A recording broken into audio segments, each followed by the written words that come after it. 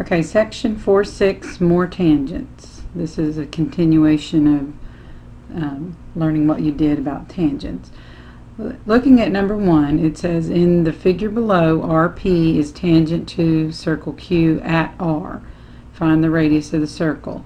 Remember that a tangent line and a radius are always perpendicular. So let's go ahead and put the right angle box at R. That kind of tells you that you're going to have to use the Pythagorean theorem to solve for the radius.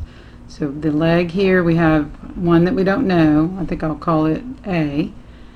We'll let B be 24, the other leg, and the hypotenuse is 26. So we have A squared plus 576 is equal to 676. So A squared would equal 100 and A would equal 10. So there's your radius. Just remember that a radius and a tangent are always at a perpendicular, at the point of tangency. Let's see example 2. On this one, there's two tangent lines that are perpendicular to the radius of this circle. And on this one, let's call this our A. I'll let the radius be our A. And on this one, we're going to have to use,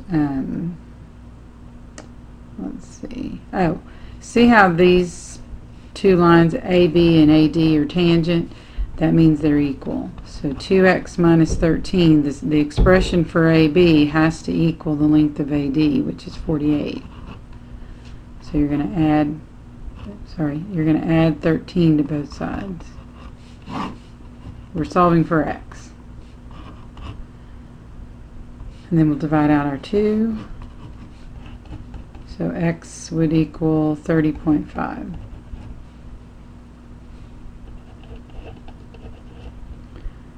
Angle ABC that's the 90-degree angle. The length BC is the radius. That was what I was starting to do a second ago. We're going to have to do the Pythagorean theorem. Again, I need to figure out the leg, so I'll let that radius be the A. 48 is the other leg, and the hypotenuse is 52. So when we work this one out, 48 squared is 2,304.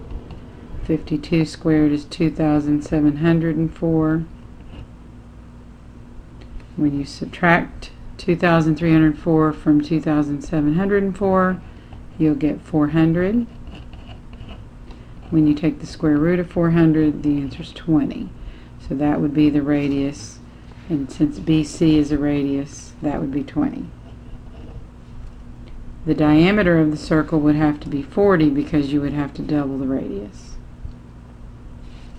Alright, example number 3 says find the perimeter of the polygon that circumscribes the circle. Remember, because these lines are tangent, CD is tangent to the circle O and so is BC, that these are both congruent. So that would mean that's 2. This length would be 3, this would be 1, and this would be another 3, because you're looking at the two tangent lines that go to the external point, and the rule is they're always going to be congruent. So on this one, you're really just adding the lengths of the sides of this quadrilateral. Let's write that up here.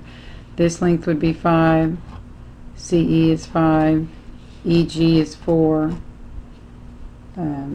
GA is also 4, and AC is 5. So you're really just, the perimeter, remember, just means to add the lengths of the segments. So the perimeter here is 18.